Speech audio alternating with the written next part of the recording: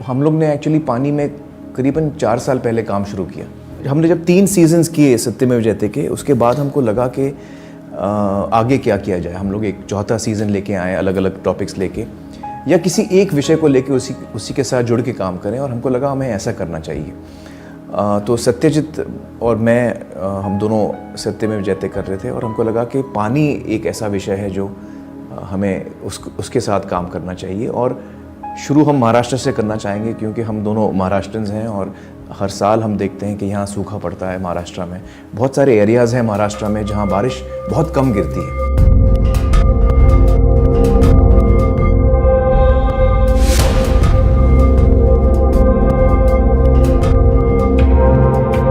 बारिश का पानी जितना गिरता था वो हमें जनवरी तक मिलता था। बाद में पूरा सूखा होता था। काम के लिए सब लोग बाहर गांव जाते थे, खेती नहीं होता था।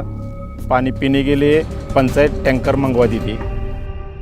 तो ये सोच के हमने शुरू किया पानी फाउंडेशन, और हमारा एम्बिशन ये था, हमारी चाह ये थी कि हम इसको एक बड़े पैमाने पे करने की कोशिश करें। ये सोच के हमने जब रिसर्च किया तो हमें समझ में आया कि हमें जो हल समझ में आया वो है वाटरशेड मैनेजमेंट, कि जो पानी गांव में गिरता है वो उसी जगह पे आप उसको समेटने की कोशिश करें, और कोशिश ये हो कि वो धरती के अंदर हम उसको ग्राउंड वाटर लेवल जो है उसमें धरती के अंदर उसको हम जमा करें, और जो पानी का स्थिर जो धरती के नीचे है उसको ऊपर लाने की कोशिश करें, जो अंग्रेजी में ग्राउंड वाटर हम बोलते हैं।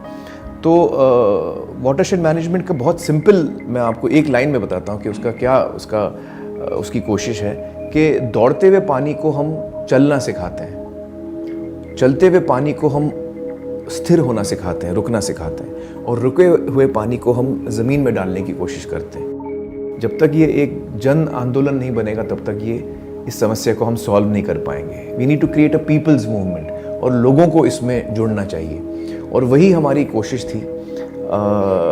कोई भी संस्था, कोई भी सरकार हर एक गांव में जाके काम करना बहुत मुश्किल हो जाता है, लेकिन हर एक गांव अगर अपना काम खुद कर ले तब ये चीज़ काम जो है बढ़ जाता है और ये चीज़ आसान हो जाती है।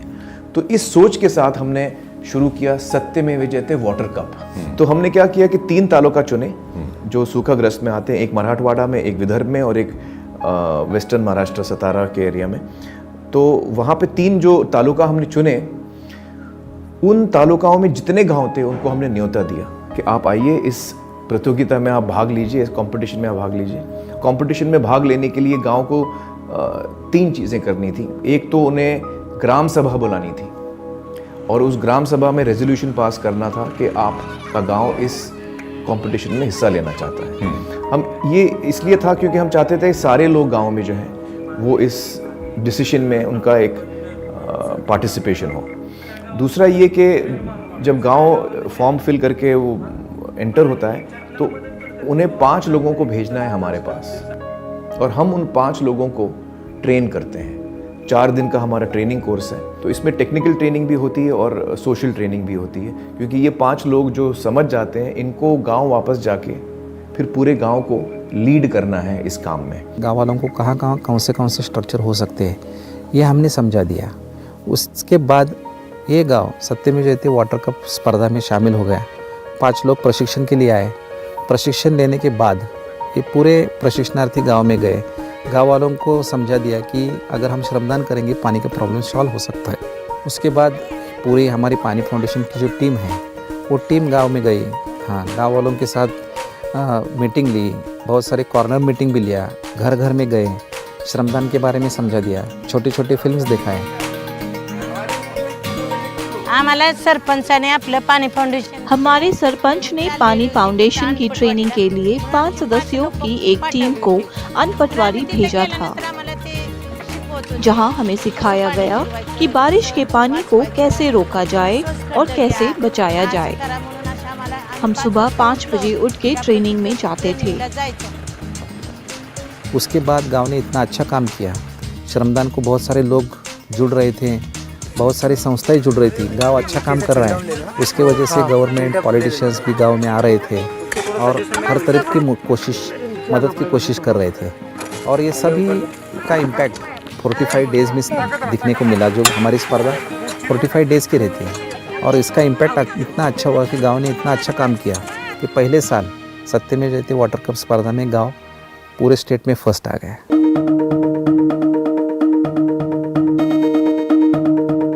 आल्यानंतर आमच्या गावात बी आम्ही तसंच राबवलं। वहाँ हमने जैसा सीखा वैसे ही अपने गांव में काम करना शुरू किया, क्योंकि आज भी हमें वो दिन याद है जब हम बूंद बूंद के लिए तरसा करते थे। फरक पडायला लागला। पाऊस पडला त्यामुळे आम्हाला महिलाओं ने सबसे पहले श्रमदान के लिए हामी भरी, जिसके बाद धीरे धीरे पूरा गांव साथ आया। बारिश आने पर पूरा गांव पानी से भर गया। आज भी हम पानी की एक एक बूंद संभाल कर इस्तेमाल करते हैं, क्योंकि आज भी हमें वो दिन याद है जब हम बूंद बूंद के लिए तरसा करते थे। 2016 नंतर गावामधले 2016 के बाद गांव की जमीन में पानी का स्तर बढ़ गया, जिसकी वजह से लोग कमाने के लिए गांव छोड़कर बाहर गए थे। वो वापस आकर खेती करने लगे। शेती चालू केली। शेती जी आहे 50% खेती ड्रिप इरिगेशन से होने के कारण गांव के लोगों की परिस्थिति में काफी सुधार आया। आलं अशी खेती के लिए गन्ना अदरक जैसी फसलें उगाना शुरू किया, जिससे लोगों को ज्यादा पैसे मिले और उनके आर्थिक हालात में काफी सुधार आया। ते चांगली सुधारली। तो हमारा एक्सपेरिमेंट क्या था? हमारा एक्सपेरिमेंट ये था कि अगर हम किसी गांव को नॉलेज ज्ञान दें तो क्या गांव खुद अपनी समस्या सॉल्व कर सकता है या नहीं। तो हमारे कंपटीशन में हमने ऐसी बहुत सारी चीज़ें डिज़ाइन की थी और उनमें से एक ये था, ट्रेनिंग में तो खैर ये था ही, लेकिन उनमें से एक ये था कि हमने श्रमदान पे बहुत अहमियत दी कि अगर एक गांव कंपटीशन जीतना चाहता है तो जब तक वो श्रमदान का कोटा अपना पूरा नहीं करेगा उसको उसके मार्क्स नहीं मिलेंगे। तो ज़्यादा मार्क्स हमने श्रमदान के लिए रखे थे। और श्रमदान में क्या होता है कि सारे गांव वाले आते हैं और वो 2-3 घंटा इकट्ठा मिलके काम करते हैं।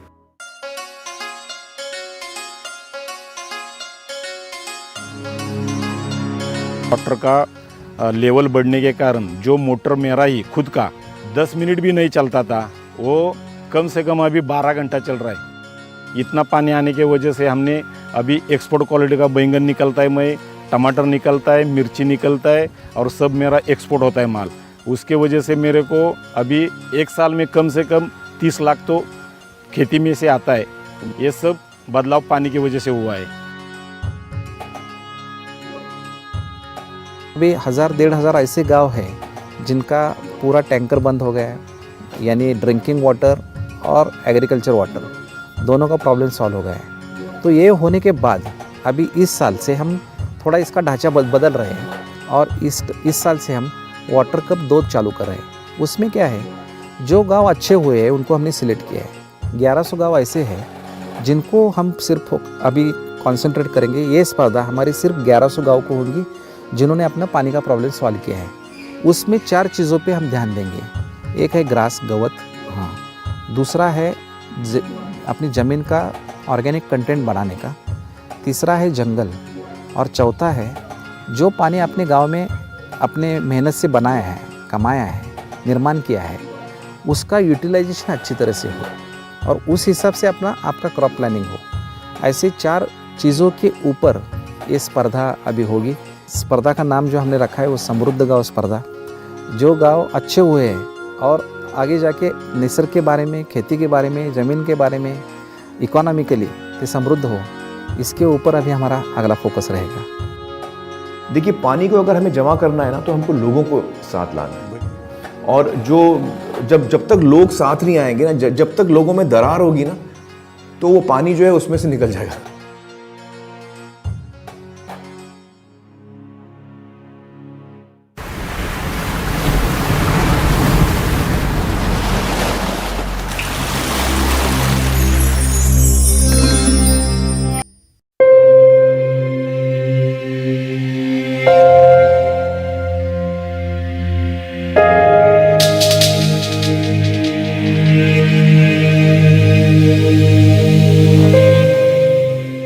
India has access to only 4% of विश्व की 17% आबादी वाले भारत की सिर्फ 4% जल निकायों तक पहुंच है। The reality is सच्चाई ये है कि अधिकांश भारतीय किसान वर्षा आधारित कृषि पर निर्भर हैं और वर्षा का होना ना होना अनिश्चित है।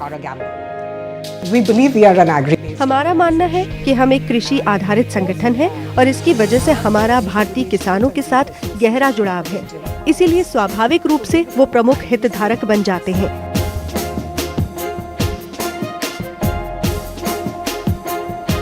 हमारा मानना है कि किसी चिंता या मुद्दे के उत्पन्न होने के कारण उद्योगों पर भी असर पड़ेगा। What can be done? इसीलिए आईटीसी ने कड़ी मेहनत के साथ काम किया है। And therefore ITC water positive. Sir हम पहले जागरूक नहीं थे बिल्कुल भी। यहाँ पहले बंजर ही बंजर था, पानी की बिल्कुल भी आवक नहीं थी, पीने का पानी की भी समस्या थी सर।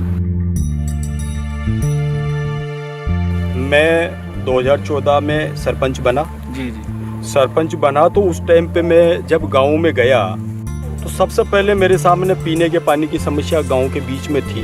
लोगों के जाता था तो किसी मोटर बोरिंग में पानी देखता था तो किसी के पानी नहीं था, कुएं सूख गए थे। मैंने टैंकर लगाकर टैंकरों से पेयजल की सप्लाई इनको की। उसी दौरान गांव के रामेश्वर जी मीणा मेरे पास गए, एक दो आदमी और इनके साथ गए। उन्होंने कहा कि साहब हरनाम में एक सर्वमंगलम संस्थान है आईटीसी सुनहरा कल, जो वो वहाँ पर इस तरह का कार्यक्रम उनका चल रहा है, अपन भी आप हमें अनुमति दे दो। तो हम भी हमारे गांव का जो चरागाह और सिवाचक भूमि है उस पर एक वृक्षारोपण और पानी को रोकने का और रोजगार का साधन अपन को तैयार करना है, तो आप हमें एनओसी दो। तो मैंने इनकी बात सुनी, सुनने के बाद इनसे चर्चा विमर्श किया तो मैंने तुरंत हाँ किया। ये आए हमारे से मिले, हमने संस्था बनाई। संस्था में हमारे को कुछ सिखाया, भाई ऐसे करके इकट्ठा हो, कमेटी बनाओ। कमेटी बनाने के बाद में हमारे से जुड़े रहे, हम भी इनसे जुड़े रहे, कंधे से कंधा मिला के। फिर इन्होंने हमारी तरफ नाड़ियाँ बनवाई। कुछ तो हमने श्रमदान किया गाँव वालों ने, कुछ सरकार की तरफ से, आईटीसी की तरफ से आया सर हमारे। We are in 44 districts. हम 16 राज्यों के 44 जिलों में हैं। इसीलिए इस क्षेत्र में हमारा काम लगभग 11 लाख एकड़ भूमि पर हुआ है।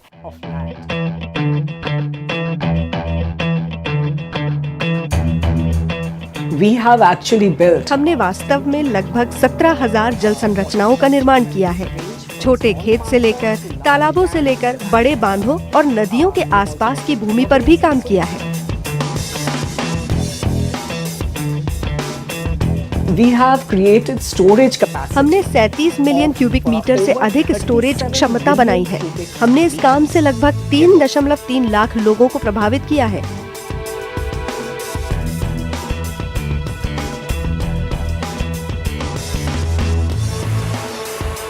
धीरे धीरे ये बनने के बाद में इसमें कुछ पानी रुकने लगा, वाटर लेवल ऊपर बढ़ता गया, हमारी इनकम भी बढ़ती गई सर। साथ का साथ गांव का भी विकास हुआ। आईटीसी के केवल जन संरक्षण और प्रबंधन के क्षेत्र में 42 साझेदारियां हैं और ये साझेदारी सरकारी निकायों जैसे नाबार्ड तथा एकीकृत जल संस्थान आदि के साथ है। इसीलिए हमारे पास बड़े पैमाने पर भागीदारी है।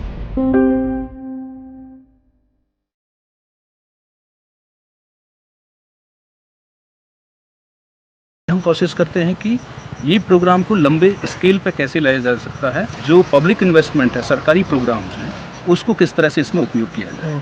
पानी के जब हम कोई भी काम करते हैं उससे पहले हमें कोशिश रहती है कि इस एरिया का जियो हाइड्रोलॉजी सर्वे किया जाए और उसमें हम ये देखते हैं कि कौन सा एरिया है जो रिचार्ज होगा, कौन सा एरिया है जहाँ पर हमें वाटर को हार्वेस्ट करना पड़ेगा, जिससे कि जितना इन्वेस्टमेंट हो रहा है उसका मैक्सिमम आउटपुट हम बाहर ला सकें।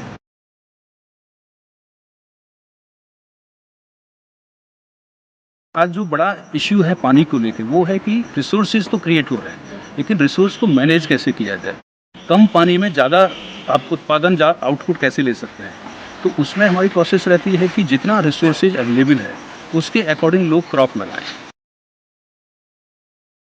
दूसरे फंड से भी हम मीटिंग में आपस में जाने लगे तो हमारे को बीज उपचार की भी बताया, जैसे बीज भी ऐसे उपचार होगा, वहाँ से बीज मिलेगा फ्री में। तो हम जागरूक हुए। कुछ पशुधन के लिए भी हमारे के पास पैसे आए। ये बनने के बाद हमारे को इतना फायदा हो गया, सभी का कुआं लगभग 10 और 15 फीट के बीच में ऊपर आ गई। जो बंजर पड़ी हुई थी जिनमें मेड़बंदी की उनमें अभी काज कर रहे हैं, गेहूँ कर रहे हैं उस ज़मीन में। हम बाहर जाते थे मजदूरी करने, अभी बाहर नहीं जा रहे हैं हम, क्योंकि हमारे पास पर्याप्त पानी है। तो खेती है 2-2.5 बीघा 3 बीघा, उनमें करके खा रहे हैं हम।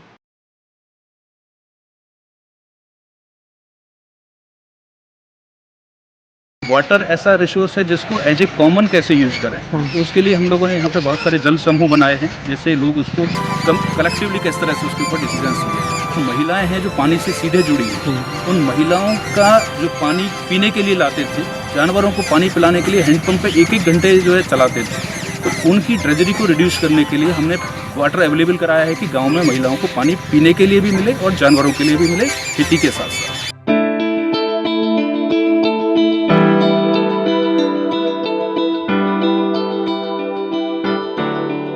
पहले मैं घर का ही काम करती थी, कुछ भी नहीं करती थी। मेरी मतलब शादी के बाद में और मैं इस 1 साल पहले मैंने इस समूह के बारे में सुना था, तो मैंने 11 महिलाओं को अपने साथ लेकर और एक समूह श्री गणेशाय समूह अपने हिसाब से खुद नहीं खोला। पहले हमारे घर में सब पूरे गांव में जानवर है, तो हमें पानी के लिए बहुत दूर जाना पड़ता था, 2 किलोमीटर भी चले जाए तो चले जाए। और फिर अभी मतलब हमारे बन गया, इसकी वजह से हमें पानी जानवरों को यहीं से मिल जाता है।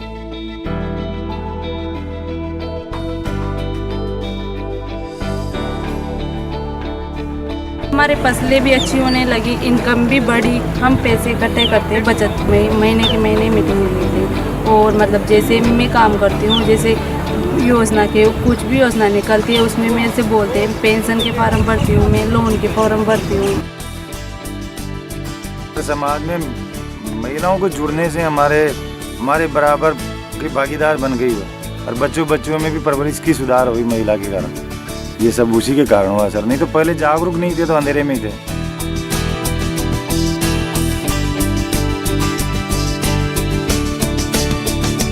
इसने पर्यावरण को सकारात्मक रूप से प्रभावित किया है, लोगों और उनकी आजीविका को भी बहुत सकारात्मक रूप से प्रभावित किया है।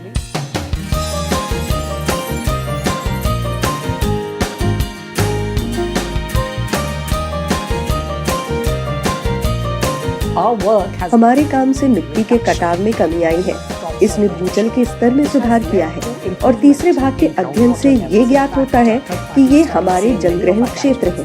भूजल में भी 40% की वृद्धि हुई है। हमारे काम से वहाँ की मिट्टी में नमी बढ़ी है, जैव विविधता पर असर पड़ा है। जो किसान कम पानी की उपलब्धता की वजह से केवल 1 फसल लगा रहे थे, वो अब 2 फसलें और कभी-कभी 3 फसलें लगा सकते हैं। तो 3 फसलें लगाना एक बड़ा प्रभाव है।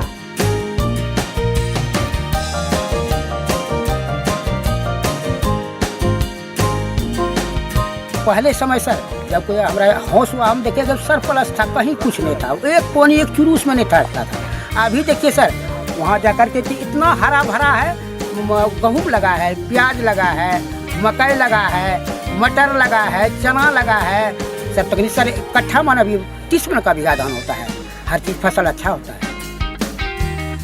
The income has gone up by 250%. पानी तो बरसा, लेकिन पानी को रोकने का जो सिस्टम डेवलप किया है संस्था ने, उस पानी से हमें लग रहा है कि 3 साल तक हमारे अब बारिश नहीं होगी तो पानी पर्याप्त होगा।